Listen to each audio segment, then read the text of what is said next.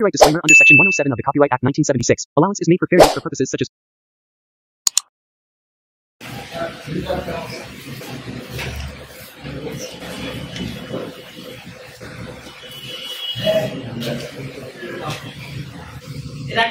Syllabus সম্পর্কে আলোচনা করেছিলাম। কমপ্লিট হয়েছিল। আজকে আমরা ডাইরেক্টলি সিলেবাস ওয়াইজ আলোচনা করব। আমাদের প্রথম সাবজেক্টের নাম অ্যানাটমি এন্ড ফিজিওলজি। আজকে আমরা স্টার্ট করব অ্যানাটমি এন্ড ফিজিওলজি। সবাই খাতা নাম করো, লিখো অ্যানাটমি এন্ড ফিজিওলজি।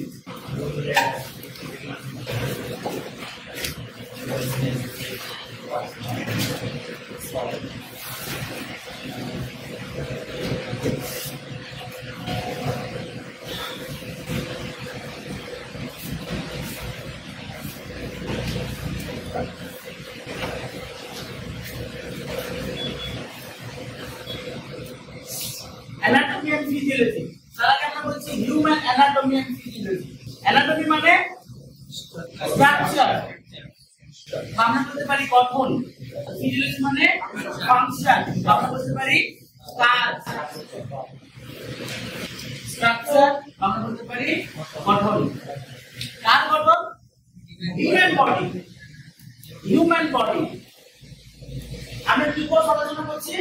সিএমএসিডিটি। এখানে আমরা কাজের মেডিসিন সম্পর্কে আলোচনা করব, মানুষের হিউম্যান। সো আমরা হিউম্যান বডি সম্পর্কে আলোচনা করব। এখানে হিউম্যান অ্যানাটমি ফিজিওলজি, যেখানে আমরা মানুষের আকার আকৃতি, তাদের গঠন এবং তার কাজ সম্পর্কে আলোচনা করব। এখানে আরেকটা কোর্স হবে যার নাম ভেটেরিনারি সায়েন্স। বুঝছো? এটা হচ্ছে পশুদের, ওখানে অ্যানাটমি ফিজিওলজি পড়ানো হবে। ওখানে অ্যানাটমি পড়ানো হবে কাদের? পশুদের। ওখানে গরুর আলাদা অ্যানাটমি, ছাগলের আলাদা অ্যানাটমি, অন্যান্য পশু পাখিদের আলাদা অ্যানাটমি। আমরা যে অ্যানাটমি আলোচনা করব অ্যানাটমি ফিজিওলজি, এটা কাদের? হিউম্যান অ্যানাটমি ফিজিওলজি, মানবদেহের গঠন এবং তার কাজ সম্পর্কে আলোচনা করব। মেডিকেল সায়েন্সের যে কোনো ডিপার্টমেন্টে পড়ো না কেন, প্রত্যেকটা ডিপার্টমেন্টে প্রথমে আমাদেরকে সেই মানব বডি সম্পর্কে আলোচনা করা শেখাবে। যে একই রকম ভাবে প্রত্যেক কথা বলবে না। সেরকম ভাবে সিএমএসিডিটা আমরা প্রথম আলোচনা করব হিউম্যান অ্যানাটমি এন্ড ফিজিওলজি, মানবদেহের গঠন এবং তার কাজ। যেকোনো বস্তুর গঠন এবং তার কাজ সম্পর্কে এবার আমরা একটু আলোচনা করি। আমাদের বডি বা আমাদের শরীরটা অনেকটা সমুদ্রের মতো। সমুদ্রের মধ্যে কি নেই? সব আছে। সমুদ্রের মধ্যে সব আছে, আমাদের বডিতেও সব আছে। সমুদ্র সম্পর্কে আলোচনা করা যায়? আজ পর্যন্ত বিজ্ঞানীরা আবিষ্কার করতে পারেন সমুদ্রের ভেতরে কি আছে। কিছু কিছু পরিমাণে, মানে আমাদের বডিটাও সমুদ্রের নাই এতটা বড়, তার মধ্যে এত কিছু রয়েছে, সম্পূর্ণ আমরা এতটা পর্যন্ত আলোচনা করতে পারছি না। তবুও কোনো কিছু বিষয় আমরা আলোচনা করার চেষ্টা করব। যাই হোক, আমাদের বডি একটা ইন্টারনাল স্ট্রাকচার। আমাদের বডি এমন এক ধরনের গঠন, তার মধ্যে অনেক কিছু রয়েছে। বিশেষ করে আমরা কি জানি আমাদের বডিতে কি আছে? সবাই জানি রক্ত আছে, মাংস আছে, হাড় আছে, নার্ভ আছে, আর কিডনি, লিভার আছে, চুল আছে, দেখতে পাচ্ছি, চোখ আছে, চামড়া আছে। এছাড়া আমাদের বডিতে আরো অনেক কিছু রয়েছে। ঠিক আমরা আমাদের বডিকে একটা বড় বিল্ডিং এর সাথে তুলনা করতে পারি। আজ পর্যন্ত দেখা তোমাদের কাছে সবথেকে বড় বিল্ডিং এর নাম বুর্জ খলিফা। কত তলা?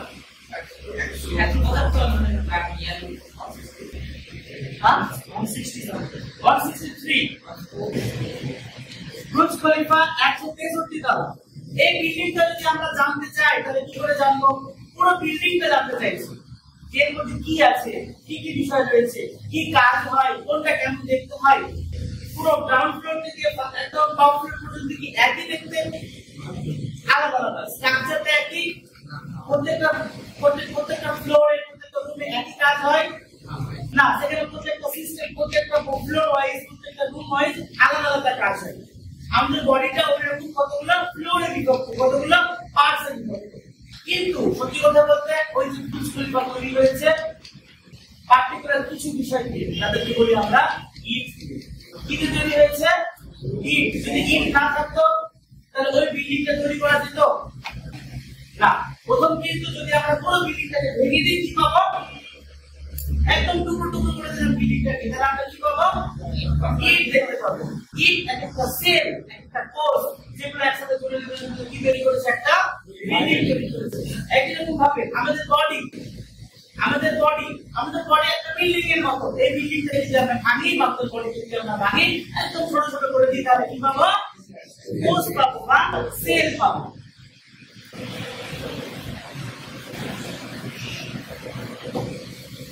আমাদের বডি কি দিয়ে তৈরি হয়েছে কোষ দিয়ে মানবদের গঠনগত এবং কার্যগত এককে কি বলি কোষ বলি মানবদের গঠনগত কার্যগত এককে বলা হয় কোষ অ্যাকচুয়ালি আমাদের বডি শুরু হয় কি দিয়ে কোষ দিয়ে একটা বিল্ডিং শুরু হয় কি দিয়ে প্রথম ইট দিয়ে একটা ইট তারপরে একটা ইট তার পাশে একটা ইট উপরে একটা ইট এইদিকে একটা ইট এমন করে করে করে করে একটা বিল্ডিং শুরু হয় এরকম ভাবে আমাদের বডি শুরু হয় কি দিয়ে কোষ দিয়ে আমরা প্রথম কি আলোচনা করা দরকার কোষ কিন্তু অ্যাকচুয়ালি কোর্স এগুলো আমরা অলরেডি ক্লাস 4 5 এ পড়েছি সেই বস্তুগুলো আমরা জানি তো তাদের উপর বেশি ফোকাস করছি না আমাদের খুব কম সময়ের মধ্যে অনেক বড় সিলেবাস রয়েছে কোর্স সম্পর্কে মোটামুটি আমরা সবাই জানি কোর্স মানবদের গঠনগত এবং কাঠামোগত একক কোর্স দুই রকমের হয়ে থাকে কি প্রোক্যারিওটিক আর ইউক্যারিওটিক পূর্ণ সেলার প্রথম সেল কোর্স আমাদের মধ্যে সমস্ত স্ট্রাকচার বহন করে ইত্যাদি ইত্যাদি বিষয় এবার একটা কোষ মিলে কি তৈরি করে একটা সেল কোষ মিলে কি তৈরি করে ওটা আমরা বিল্ডিংটা নিয়ে আলোচনা করব মনে করো যে আমি পুরুষদের ভাষা দেখিনি ঢুকেছো একজন কেউ নাই আমিও দেখি আমরা একটা 10 তলা বিল্ডিং নিয়ে আলোচনা করতে পারি আছে মালদা 10 তলা বিল্ডিং আছে একটা 10 তলা বিল্ডিং এর কথা বলছি একটা 10 তলা বিল্ডিং কে যদি আমরা জানতে চাই সম্পূর্ণ বিল্ডিং এর মধ্যে কি কি রয়েছে তাহলে আমরা কি করে জানবো একটা গেট আছে মনে করো যে একটা 10 তলা বিল্ডিং রয়েছে 10 তলা বিল্ডিং এর প্রত্যেকটা ফ্লোরে 10টা করে রুম রয়েছে বুঝছো সবাই একটা 10 তলা বিল্ডিং এর প্রত্যেকটা ফ্লোরে কতটা করে রুম রয়েছে 10টা করে রুম রয়েছে আমরা টোটাল বিল্ডিং এর সম্পর্কে জানতে চাই তাহলে কিভাবে জানবো প্রথমত কোন একটা রুমের উপরে একটা ফ্লোরের মধ্যে প্রবেশ করব প্রথমত কোন একটা ফ্লোরের মধ্যে প্রবেশ করব একটা ফ্লোরের মধ্যে প্রবেশ করার পর আমরা একটা রুম নেব পার্টিকুলার একটা রুমের মধ্যে প্রবেশ করলাম মনে করো এটা একটা রুম একটা রুমের মধ্যে প্রবেশ করার পর আমরা দেখতে পাবো চারিদিকে চারটা কি রয়েছে ওয়াল চারদিকে চারটা ওয়াল মিলে কি তৈরি হয়েছে একটা ঘর তৈরি হয়েছে একটা ওয়াল চারটা ওয়াল মিলে একটা আর একটা ওয়াল কি দিয়ে তৈরি হয়েছে ইট দিয়ে তার মানে কতগুলি ইট দিয়ে একটা কি তৈরি হয় ওয়াল তৈরি হয় কতগুলি ওয়াল মিলে একটা ঘর তৈরি হয় কতগুলি ঘর মিলে একটা ফ্লোর তৈরি হয় কতগুলি ফ্লোর মিলে একটা বিল্ডিং তৈরি হয় আমাদের বড়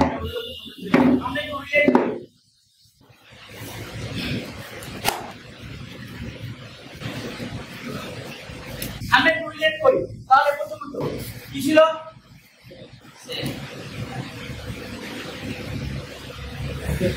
এত গরম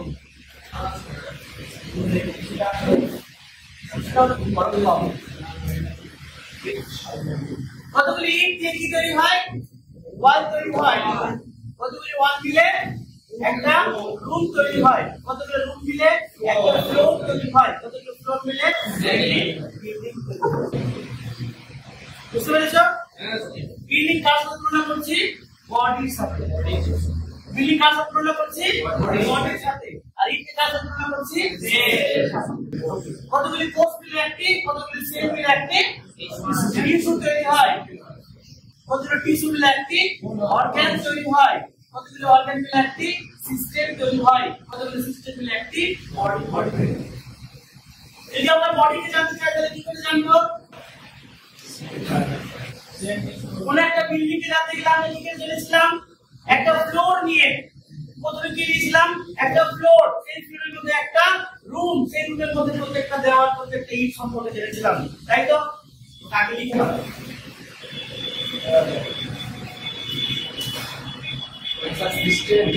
system organ for system organ মানে তন্ত্র সরি অর্গান মানে অঙ্গ সিস্টেম মানে তন্ত্র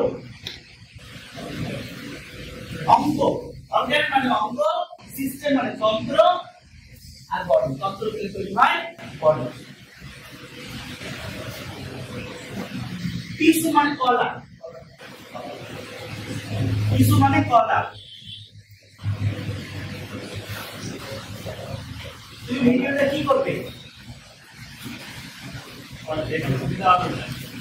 ফেসবুকে আপলোড করবে,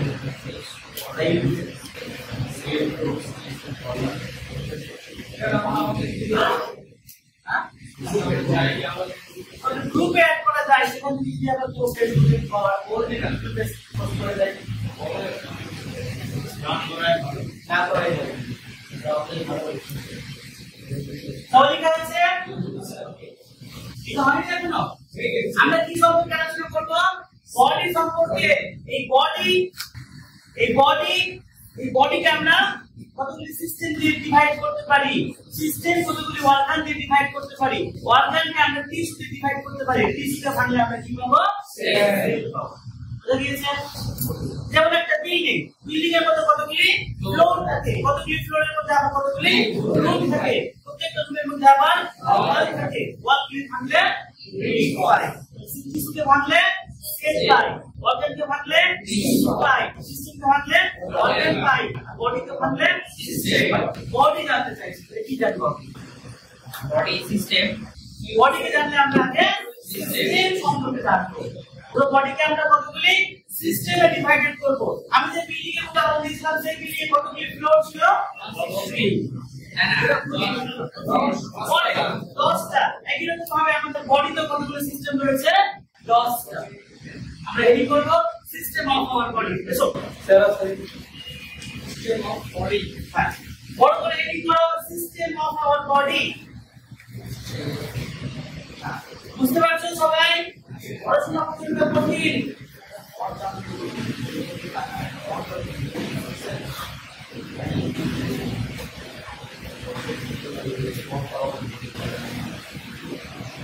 Systems of our body. Systems of our body. আমাদের বডির মধ্যে কতগুলি সিস্টেম রয়েছে। সিস্টেমকে বাংলা আমরা কি নামে ডাকছি? তন্ত্র। প্রথম তন্ত্র নাম digestive system.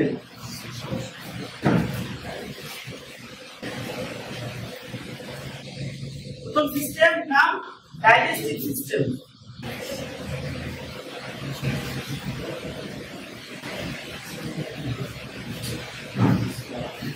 Respiratory system.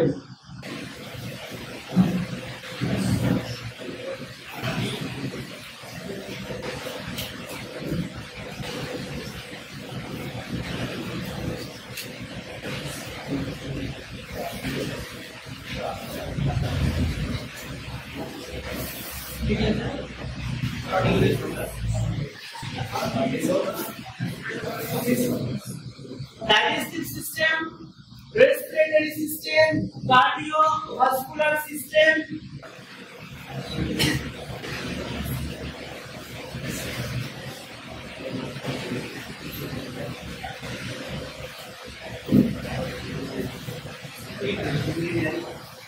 urinary system,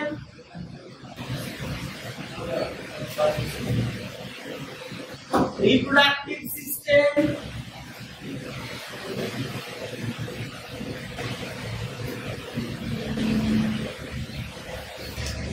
central nervous system, কোনটা? 5 নম্বর reproductive system, জননতন্ত্র। 7 number endocrine system, endocrine অন্তঃক্ষরা। 8 number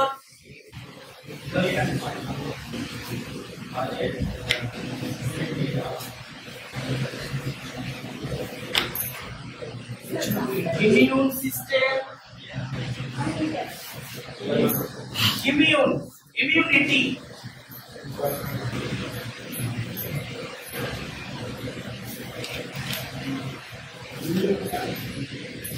musculoskeletal system,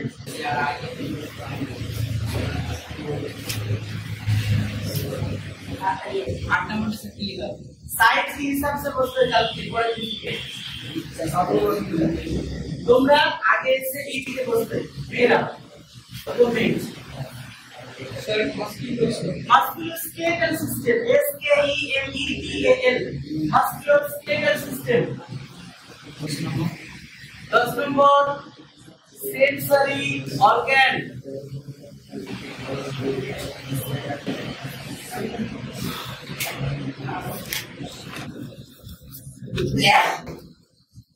digestive system, respiratory system, cardiovascular system, urinary system, reproductive system, central nervous system, endocrine system, immune system, musculoskeletal system, and sensory organ. Total 10 রকমের system. Sir, musculoskeletal SKELETAL musculoskeletal system. Musculoskeletal system. Sensory organ, ganglion.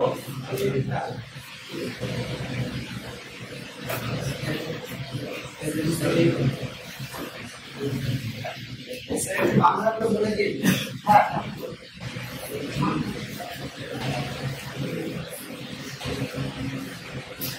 সবাই লিখা হয়েছে sensory organ SENSARY sensory organ ganglion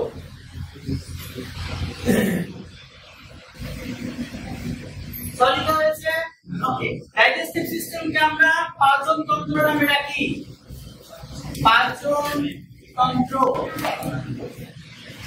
digestive system আমরা পাচন তন্ত্র নামে রাখি respiratory system কে আমরা শ্বাসতন্ত্র নামে রাখি শ্বাসতন্ত্র কার্ডিওভাস্কুলার সিস্টেম কে আমরা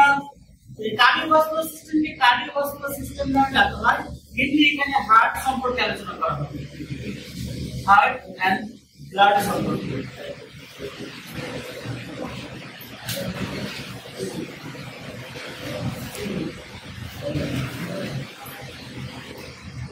ইউরিনারি সিস্টেম কে আমরা রেচন তন্ত্র ইউরিনারি সিস্টেম কে আমরা রেচন তন্ত্র নামে ডাকি রিপ্রোডাক্টিভ সিস্টেম কে আমরা জনন তন্ত্র রিপ্রোডাক্টিভ সিস্টেম কে আমরা জনন তন্ত্র নামে ডাকি সেন্ট্রাল নার্ভাস সিস্টেম কে আমরা কেন্দ্রীয় স্নায়ুতন্ত্র কার্ডিওভাস্কুলার সিস্টেম কে আমরা আলাদা করে বলি না আমাদের কার্ডিও বলা হয় মানে এখানে আমরা মেইনলি হার্ট এবং ব্লাড সম্পর্কে জানি হার্ট প্রেসেন্ট পাম্পিং মেশিন হৃৎপিণ্ড সম্পর্কে জানবো এবং রক্ত সম্পর্কে জানবো এখানে আমরা শিখবো কিভাবে ব্লাড পাম্প করে কিভাবে হার্ট থেকে রক্ত বডির মধ্যে ছড়িয়ে যায় আবার সে রক্ত বডির মধ্যে ফিরে আসে ওকে সেন্ট্রাল নার্ভাস সিস্টেম কেন্দ্রীয় স্নায়ুতন্ত্র সেন্ট্রাল নার্ভাস সিস্টেম কেন্দ্রীয় স্নায়ুতন্ত্র এন্ডোক্রাইন সিস্টেম অন্তঃক্ষরাতন্ত্র অন্তঃক্ষরা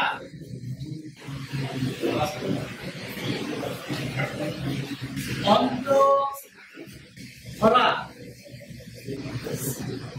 এন্ডোক্রাইন অন্তঃক্ষরাতন্ত্র আর ইমিউনিটি রোগ প্রতিরোধক ইমিউনিটি সম্পর্কে জানবো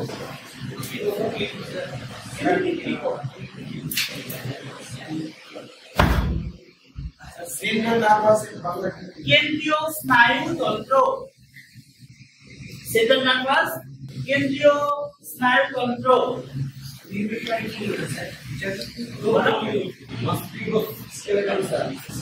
ইমিউন সিস্টেম এখানে আমরা ইমিউনিটি সম্পর্কে জানবো প্রতিরোধক অসুখকে কি করে প্রতিরোধ করা যায় আমরা এগুলো বিস্তারিতভাবে আলোচনা করবো আজকের ইন্ট্রোডাকশন আলোচনা করবো এছাড়াও 9 নম্বর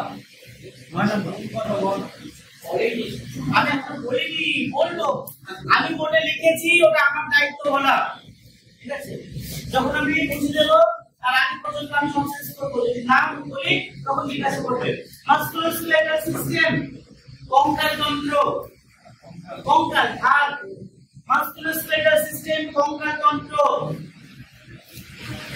মাস্কুলোস্কেলেটাল সিস্টেম কঙ্কালতন্ত্র, কঙ্কালতন্ত্র এখানে আমরা হাড় সম্পর্কে জানবো, ইমিউন সিস্টেম ইমিউনিটি সম্পর্কে, আর 10 নম্বর সেন্সরি অর্গান জ্ঞানেন্দ্রিয়, চক্ষু কর্ণ নাসিকা জিহ্বা ঘটক, এখানে আমরা 5টি অর্গান সম্পর্কে জানবো। একে বলা হয় পঞ্চেন্দ্রিয়, জ্ঞানেন্দ্রিয়, চক্ষু, বর্ণ, নাসিকা, জিহ্বা, ত্বক, eye, hair, nose, tongue, skin, 5টি অর্গান সম্পর্কে জানবো। এদের বলা হয় জ্ঞানেন্দ্রিয় বা সেন্সরি অর্গান, জ্ঞানেন্দ্রিয় বা সেন্সরি অর্গান। ওকে, তাহলে আমাদের বডি কতগুলি সিস্টেমে বিভক্ত? 10টি সিস্টেমে। প্রথমত ডাইজেস্টিভ সিস্টেম, পাচনতন্ত্র, রেসপিরেটরি সিস্টেম, শ্বাসতন্ত্র, কার্ডিওভাস্কুলার সিস্টেম, হৃৎপিণ্ড, ইউরিনারি সিস্টেম, হৃদযন্ত্র, রিপ্রোডাক্টিভ সিস্টেম, জননতন্ত্র, সেন্ট্রাল নার্ভাস সিস্টেম, স্নায়ুতন্ত্র, এন্ডোক্রাইন সিস্টেম, অন্তঃক্ষারতন্ত্র, ইমিউন সিস্টেম ইমিউনিটি সম্পর্কে, মাস্কুলার সিস্টেম কঙ্কালতন্ত্র, আর সেন্সরি অর্গান জ্ঞানেন্দ্রিয়। এখানে আমরা eye, ear, nose, tongue, skin, চক্ষু, কর্ণ নাসিকা জিহ্বা ত্বক সম্পর্কে জানবো। ওকে, যদি আমরা একটু বিস্তারিতভাবে প্রত্যেকটা সিস্টেম সম্পর্কে একটা ধারণা তোমাদেরকে দিয়ে দিই, তারপরে আমরা ডাইজেস্টিভ সিস্টেম নিয়ে আলোচনা করা স্টার্ট করব। আবার একটা কথা বলি, তোমরা নিজেদের মধ্যে কথা বলবে না, আমি এটা একদমই পছন্দ করি না। ওকে, তাহলে আমরা বডি আলোচনা করব কিভাবে? সিস্টেমের মাধ্যমে। সিস্টেম টোটাল বডিকে 10টি সিস্টেমে ভাগ করা হয়েছে। প্রথম সিস্টেমের নাম ডাইজেস্টিভ সিস্টেম। ডাইজেস্টিভ সিস্টেম মানে পাচনতন্ত্র। এখানে আমরা কি জানবো? এখানে আমরা জানবো খাবার কিভাবে হজম হয়। এখানে আমরা জানবো খাবার কিভাবে হজম হয়। এই সিস্টেমের একমাত্র উদ্দেশ্য খাবারকে হজম করা। খাবার কেন খায়? খাবার কেন খায়?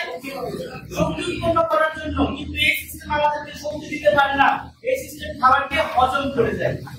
এদের কাজ শুধুমাত্র খাবারকে হজম করা। আমরা এখানে আলোচনা করবো মেনলি কিভাবে খাবার খাওয়া হয় এবং সেই খাবার বডিতে কিভাবে হজম হয়, এবং সেই খাবার, সেই সমস্ত খাবার আমাদের বডিতে হজম হয় না, অপাচ্য খাদ্য বা যেগুলো আমাদের বডিতে কাজে লাগে না সেগুলো কি করে বাইরে বার হয়। খাবার কোথা দিয়ে প্রবেশ করে? মুখ দিয়ে। আর যেগুলো বডিতে কাজে লাগে না সেগুলো কোথা থেকে বের হয়? অ্যানাস দিয়ে। তারপরে আমরা মুখ থেকে শুরু করে অ্যানাস পর্যন্ত প্রত্যেকটা অর্গান সম্পর্কে বিস্তারিতভাবে জানবো। তাহলে এই ফ্লোরের মধ্যে কি কি অর্গান থাকবে? সিস্টেম মানে ফ্লোর, এর মধ্যে কি কি অর্গান থাকবে? মুখ থাকবে, আমাদের ইসোফেগাস থাকবে, পাকস্থলী থাকবে, ক্ষুদ্রান্ত, বৃহদান্ত, এই সমস্ত কিছু থাকবে। শেষে সাধারণত কি দিয়ে বেরোবে? অ্যানাস দিয়ে, যাকে বলবো আমরা পাইলোমাস। তাহলে আমরা এখানে ডাইজেস্টিভ সিস্টেমে কি কি আলোচনা করব? পাচনতন্ত্র, খাবার কিভাবে হজম হয় সে সম্পর্কে আলোচনা করব। তারপরে 2 নম্বর হচ্ছে রেসপিরেটরি সিস্টেম, শ্বাসতন্ত্র। খাবারের সাথে সাথে আরো একটা বিষয় আমাদের দেখতে থাকার জন্য প্রয়োজন, যার নাম অক্সিজেন। যার নাম অক্সিজেন। অক্সিজেন, শুধুমাত্র অক্সিজেন প্রয়োজন, অক্সিজেন বডির জন্য প্রয়োজন, কিন্তু এই তন্ত্রে আরো একটা পদার্থ রিলিজ হয় যার নাম কার্বন ডাই অক্সাইড। অক্সিজেন বডিতে ফাংশন করার জন্য প্রয়োজন হয়, অক্সিজেন বডিতে কাজ ফাংশন করার জন্য প্রয়োজন হয়, এবং কাজের ফলে বডিতে কার্বন ডাই অক্সাইড তৈরি হয়। যতটা প্রয়োজন অক্সিজেনকে প্রবেশ করানো, তার থেকেও বেশি প্রয়োজন কার্বন ডাই অক্সাইডকে বাড়ানো। শুধু খেলে হবে, কি করতে হবে?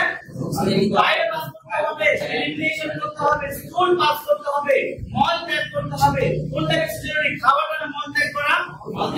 মল ত্যাগ। না খেলে রুটিন বাঁধা যায়।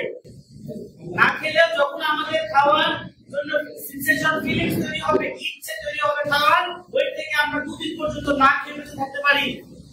যে মতো তোমার ইচ্ছে তৈরি হয়েছে, সেন্সেশন তৈরি হয়েছে, স্টুল পাস করা, মল ত্যাগ করা 1 ঘন্টা খুব বেশি, সর্বোচ্চ 2 দিন সম্ভব। কোনটা বেশি জরুরি? ত্যাগ করা, অক্সিজেন প্রবেশ করা যেমন জরুরি, তার থেকে ইম্পর্টেন্ট বিষয় হচ্ছে কার্বন ডাই অক্সাইড ত্যাগ করা। আমরা রেসপিরেটরি সিস্টেম শ্বাসতন্ত্রে আলোচনা করব কিভাবে অক্সিজেন আমাদের বডিতে প্রবেশ করে এবং কিভাবে কার্বন ডাই অক্সাইড বাইরে বার হয়। অ্যাকচুয়ালি অক্সিজেন প্রবেশ করানো এবং কার্বন ডাই অক্সাইডকে বাইরে বার করার জন্য মুখ্য ভূমিকা গ্রহণ করে কোন অর্গান? লাংস। কোন অর্গান? আমরা আমরা হাতি দেখেছি, হাতি দুটো দাঁত থাকে, একটা দেখানোর, একটা খাওয়ার। দেখানোর দাঁত হচ্ছে আমাদের নাক, নাক দিয়ে প্রবেশ করে। নাক জরুরি নয়, অ্যাকচুয়ালি অক্সিজেন প্রবেশ করবে না কার্বন ডাই অক্সাইড বাইরে বার হবে, এর জন্য কে দায়ী? লাংস। লাংস যদি বলে অক্সিজেন নাও, তাহলে অক্সিজেন প্রবেশ করবে আর লাং কার্বন ডাই অক্সাইড ত্যাগ করে। লাংস মেন কাজ করে, ওগুলো স্ট্রাকচার, ওইগুলো স্ট্রাকচার নরমালি একটা গঠনের মধ্যে দিয়ে প্রবেশ করে, ওদের কোনো কাজ নেই, ওগুলো মেন অর্গান নয়। অ্যাকচুয়ালি শ্বাসতন্ত্রে আমরা আলোচনা করব, কথা নয়, শ্বাসতন্ত্রে আমরা আলোচনা করব নিঃশ্বাস এবং প্রশ্বাস, ইনহেলেশন অফ অক্সিজেন, অক্সিজেন কিভাবে বডিতে প্রবেশ করে, এবং exhalation of carbon dioxide, carbon dioxide কিভাবে বাইরে বার হয়। অক্সিজেন প্রবেশ করা এবং কার্বন ডাই অক্সাইড বাইরে বার করা। অক্সিজেন প্রবেশ করা, একটা প্রশ্ন আসে, এটা প্রশ্ন জিজ্ঞেস করো যে অক্সিজেন আমরা নিলাম, কার্বন ডাই অক্সাইড কোথা থেকে আসে? কার্বন ডাই অক্সাইড অক্সিজেন কি? খুব সুন্দর কোশ্চেন জিজ্ঞাসা করেছে। আমাদের বডিকে কাজ করার জন্য বা আমাদের প্রত্যেকটা বডি অর্গানকে ফাংশনস করার জন্য আমরা বলি মেডিকেল টার্মে মেটাবলিজম। মেটাবলিজম করার জন্য অক্সিজেনের প্রয়োজন হয়, এবং সেই অক্সিজেন দিয়ে যখন বডিতে কাজ করে, কাজের ফলে সেখানে কার্বন ডাই অক্সাইড তৈরি হয়। বুঝতে পারলে? মনে করো যে তুমি একটা প্রেসার কুকারে চাল ডাল আর জল দিয়ে রেখে দিয়েছো, কোথায়? গ্যাসের উপরে। কি তৈরি হয়ে গেল? খিচুড়ি। কিভাবে? ওইটা প্রসেস, ওইটা হচ্ছে প্রসেস। অক্সিজেন প্রবেশ করবে, অক্সিজেন প্রবেশ করার পর লাংস থেকে অক্সিজেন রক্তের মাধ্যমে পুরো বডির মধ্যে ছড়িয়ে পড়বে। প্রত্যেকটা বডি অর্গান সে অক্সিজেন নিয়ে কার্বন ডাই অক্সাইড তৈরি। ওকে, যে কোনো পদার্থকে জারণ করার পরে কার্বন ডাই অক্সাইড তৈরি হয়। এর একটা প্র্যাকটিক্যাল তোমরা ক্লাস 7 পড়েছিলে, এখন ভুলে গেছো, আমি মনে করিয়ে দিই আবার।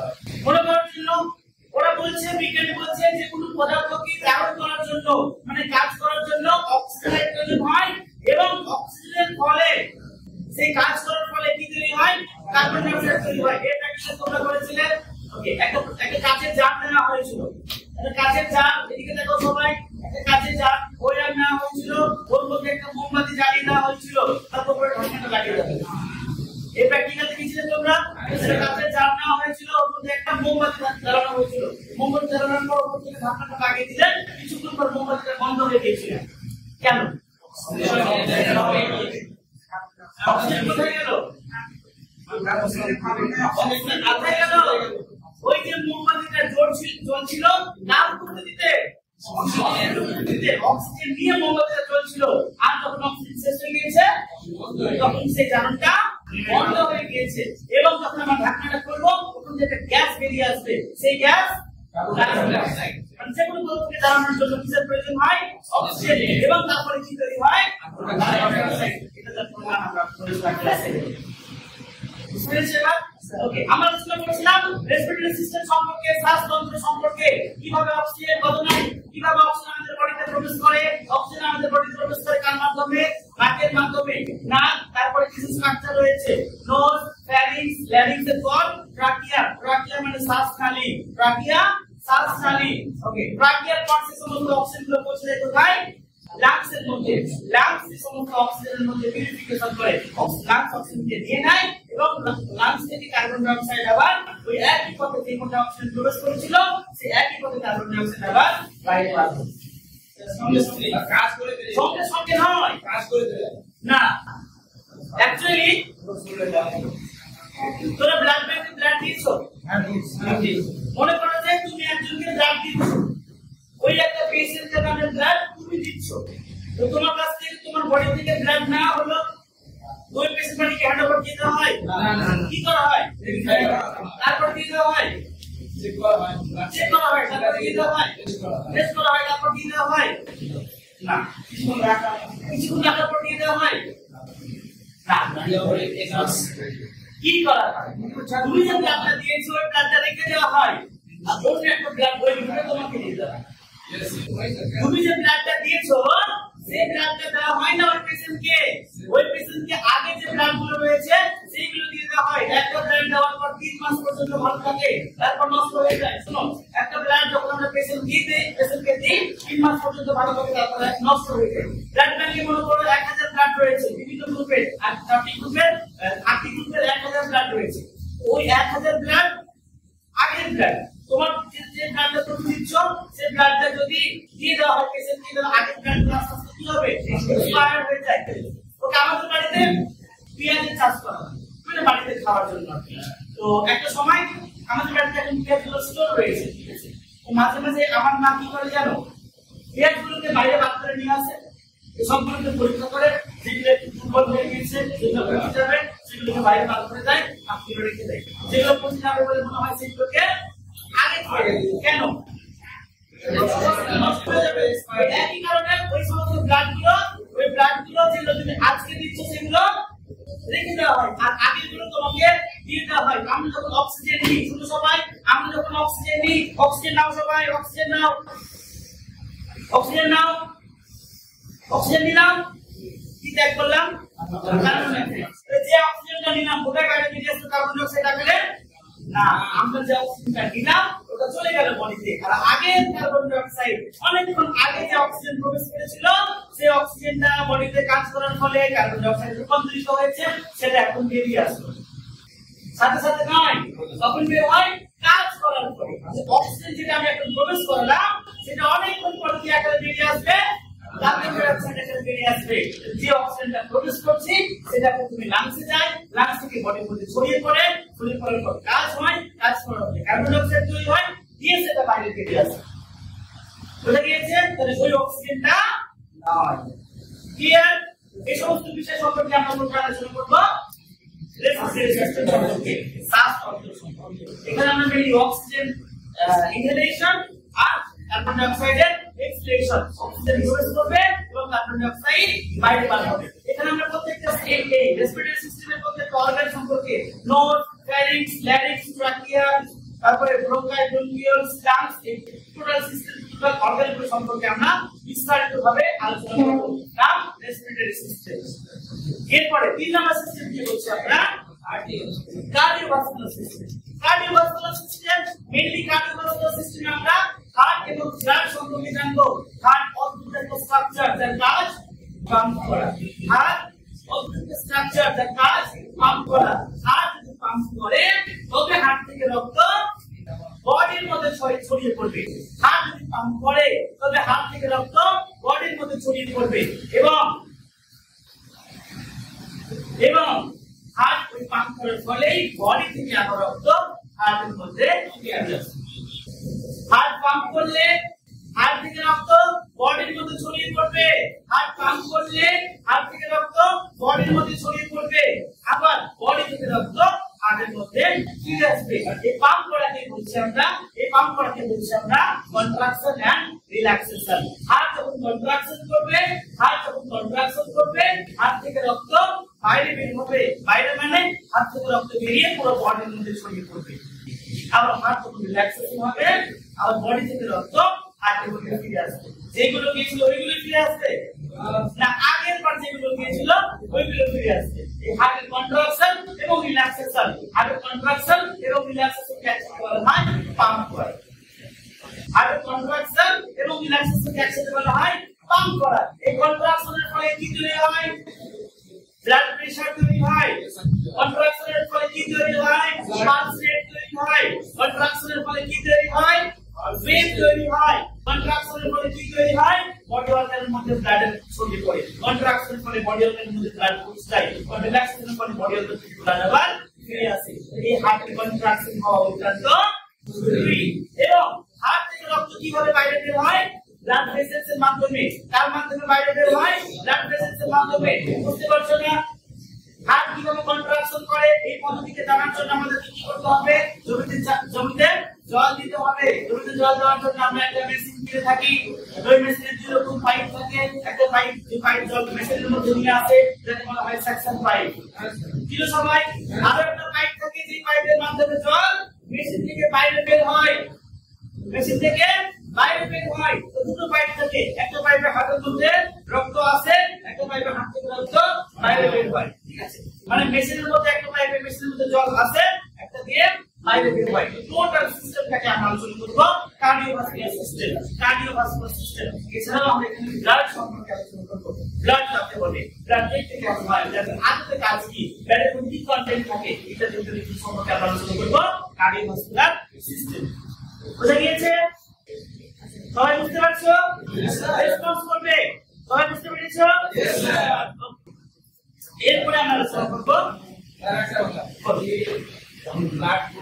ছড়িয়ে পড়ে ওটাকে সিস্টোলিক করে আর যখন হার্টে চলে আসে তখন ডায়াস্টোলিক আবার প্রেসারের ব্যাপারটা ওকে প্রেসারের সাথে বডির মধ্যে ছড়িয়ে পড়ার কোনো সম্পর্ক নেই প্রেসার হার্টের উপর ডিপেন্ড করে হার্ট যখন কন্ট্রাকশন করে এরপরে সিস্টোলিক প্রেসার তৈরি হয় হার্ট রিল্যাক্সেশন করলে ডায়াস্টোলিক আমরা ব্লাড প্রেসার আলোচনা করব তাহলে কন্ট্রাকশনের ফলে পাইপ দিয়ে রক্ত জোরে করে বেরিয়ে যায় এর ফলে যে পাইপের মধ্যে প্রেসার পড়ে তাকে বলি আমরা ব্লাড প্রেসার হার্ট কন্ট্রাকশন করলে হার্ট থেকে রক্ত পাইপের মাধ্যমে ব্লাড ভেসেলসের মাধ্যমে আর্টারি ভেনের মাধ্যমে বাইরে বের হয় ফোর্সফুলি বাইরে বের হয় তখন ওই ব্লাড ভেসেলসের উপর ওই ব্লাড পাইপের উপর যে প্রেসার তৈরি করে একে বলা হয় সিস্টোলিক প্রেসার আর রিল্যাক্সেশন করলে প্রেসারটা কমে যায় একে বলা হয় ডায়াস্টোলিক প্রেসার আমরা সিস্টোলিক এবং ডায়াস্টোলিক প্রেসার ব্লাড প্রেসারের বিস্তারিত ভাবে আলোচনা করব এরপরে হচ্ছে ইউরিনারি সিস্টেম রেচনতন্ত্র ইউরিনারি সিস্টেম বা রেচনতন্ত্র কাকে বলা হয় রেচনতন্ত্র রেচন মানে হ্যাঁ মনে করে একটা রুম রয়েছে তো এই রুমে আজকে ক্লাস হয়ে যাওয়ার পর তোমরা যখন সবাই বাইরে চলে যাবে নিজের বাড়ি চলে যাবে তখন এই রুমটাকে ঝাড় দেওয়া হবে কেন নোংরা হয়ে যাবে তো কিভাবে নোংরা আসলো তোমরা নিয়ে এসেছিলে তোমরা নোংরা নিয়ে এসছো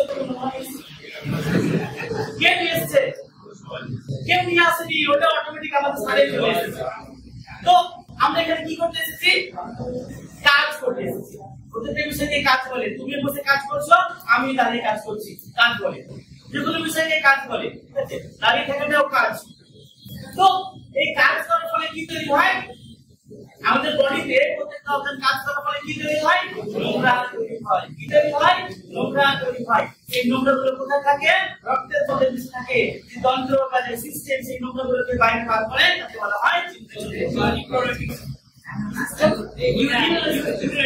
যে সিস্টেম আমাদের বডি থেকে নোংরা পদার্থগুলোকে বাইরে বার করে তাকে বলা হয় রেচনতন্ত্র বা ইউরিনারি সিস্টেম এই নোংরা কোথায় তৈরি হলো বডিতে কিভাবে তৈরি হলো রক্তের মধ্যে থাকে তৈরি হলো কিভাবে কাজ করার ফলে প্রত্যেকটা বডি অর্গান কাজ করার ফলে নোংরা তৈরি হয় যে সমস্ত নোংরাগুলোকে বাইরে বার করার জন্য যে দায়িত্ব রয়েছে তাকে বলছি আমরা ইউরিনারি সিস্টেম যে দায়িত্ব রয়েছে তাকে বলছি আমরা ইউরিনারি সিস্টেম আর দায়িত্বের মধ্যে যে হেড অফ দ্য ডিপার্টমেন্ট রয়েছে তাকে বলছি আমরা কিডনি কিডনি নাম শুনেছো কিডনি যাকে বলি আমরা বৃক্ক অ্যাকচুয়ালি মেইন অর্গান এটা কি করে রক্তকে ফিল্টার করে রক্তের মধ্যে উপস্থিত থাকা নোংরা পদার্থগুলোকে বাইরে বার করে এই সিস্টেমকে বলা হয় রেচনতন্ত্র প্রত্যেকটা বডি অর্গান কাজ করার পরে যে সমস্ত নোংরাগুলি তৈরি হয় সেই নোংরাগুলোকে বাইরে বার করার সিস্টেমকে বলি আমরা ইউরিনারি সিস্টেম বা রেচনতন্ত্র সিস্টেম নোংরাগুলোকে বাইরে বার করার জন্য মুখ্য ভূমিকা পালন করবে কে ইউরিনারি সিস্টেমের মধ্যে কে কিডনি সম্পর্কে আমরা বিস্তারিতভাবে আলোচনা করব টক্সিন মানে বিষ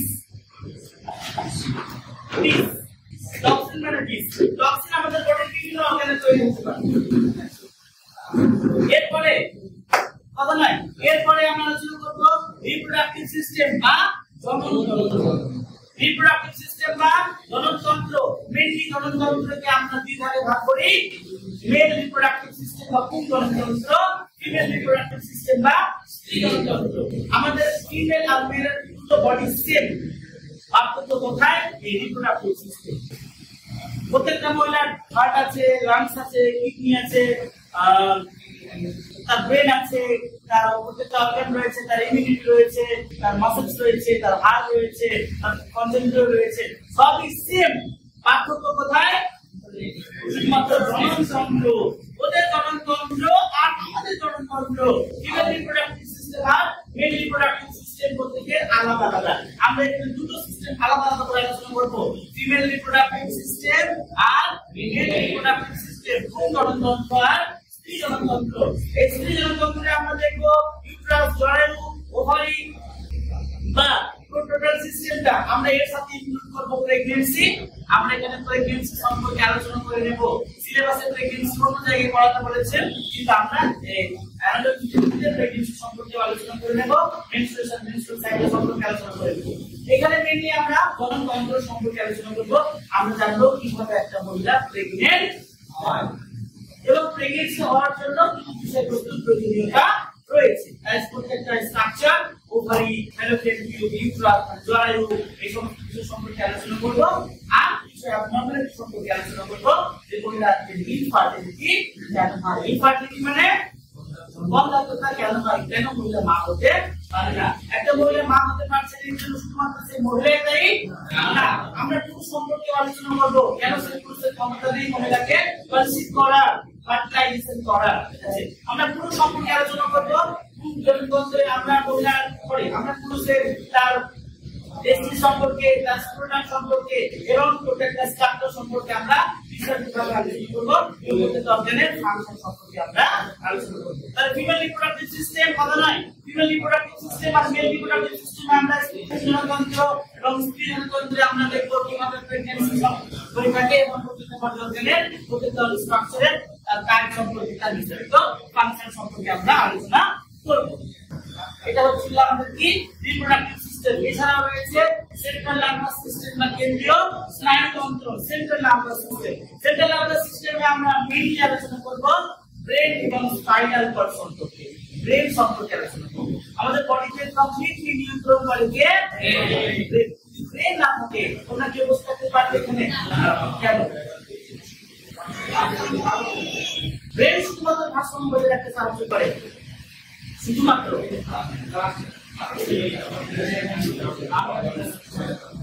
ব্রেন কি কি কাজ করে কে বলতে পারবে? ব্রেন দাঁড়িয়ে বলো, সবাই শুনতে হবে।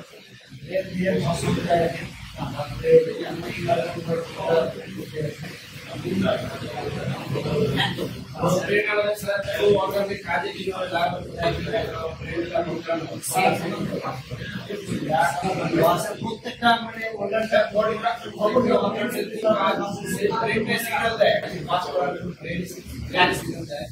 ওকে, এবার আমি বলি, শুনো সবাই। আমি এর আগে সেন্ট্রাল নার্ভাস সিস্টেম বলার আগে reproductive system, urinary system, cardiovascular system, respiratory system বা ডাইজেস্টিভ সিস্টেম বা এর পরে যারা রয়েছে, এই যে যতগুলো সিস্টেম রয়েছে সমস্ত সিস্টেমকে কাজ করার জন্য যে সিগন্যাল দেয় তাকে বলা হয় সেন্ট্রাল নার্ভাস সিস্টেম, কেন্দ্রীয় স্নায়ুতন্ত্র। কিডনির কাজ কি? দেহ থেকে নোংরাকে বাইরে বার করা। লাংসের কাজ কি? রেসপিরেশন করা, অক্সিজেন প্রবেশ করানো, কার্বন ডাই অক্সাইড বাইরে বার করা। স্টোমাকের কাজ কি? খাবারকে হজম করানো। এগুলো ওদের কাজ, কিন্তু কাজ কি করতে বলবে কে? এগুলো ওদের কাজ, কিন্তু ওদের উপরে বসে আছে ব্রেন। যদি ব্রেন সিগন্যাল দেয় তবে কি তারা কাজ করবে। কখন কিডনি রক্তকে ফিল্টার করবে? যখন রক্ত কিডনির কাছে আসবে এবং ব্রেন বলবে, ব্রেন যখন তাকে স্টিমুলাই দেবে, ব্রেন যখন সিগন্যাল দেবে, তারপরে গিয়ে সেই অর্গানটা কাজ করবে। টোটাল যতগুলো সিস্টেম রয়েছে সমস্ত সিস্টেমের উপরে বসে রয়েছে কে? Central nervous system. কোথায়? মাথার উপর। কোথায় বসে আছে ব্রেন? মাথার উপর বসে আছে। ও সবাইকে সিগন্যাল দিলে তবে সবাই প্রত্যেকটা অর্গান কাজ করবে। বুঝে গিয়েছে? যদি ব্রেন না থাকে তাহলে কি হবে? কোন বডি অর্গান ফাংশন ঠিক মতো করবে না, ঠিক মতো করবে না। ওদের নিজস্ব ফাংশন রয়েছে, তো ওই ফাংশন গুলোকে সঠিকভাবে করার জন্য, ব্রেন সিগন্যাল দেয়। যদি ব্রেন সিগন্যাল না দেয় তাহলে কি করবে না? এই বডি অর্গান গুলো ফাংশন করবে না। আমরা কাগজ দেখতে পাই, তোমার আর ওর মধ্যে কি পার্থক্য? সঠিকভাবে কাজ করে। আমাদের প্রত্যেকটা বডি অর্গানকে ফাংশন করার জন্য স্টিমুলাই বা সিগন্যাল পাঠায়, ওদের ব্রেন প্রত্যেকটা বডি অর্গানকে ফাংশন করার জন্য সিগন্যাল সঠিকভাবে পাঠায়। এই হচ্ছে বেসিক ডিফারেন্স। আমরা এখানে ব্রেন এবং স্পাইনাল কর্ড সম্পর্কে আলোচনা করব। এছাড়াও আমাদের রয়েছে এন্ডোক্রাইন সিস্টেম। এন্ডোক্রাইন সিস্টেম মানে অন্তঃপ্রাণ গ্রন্থি। ব্রেনকে আমরা এখানে হরমোন সম্পর্কে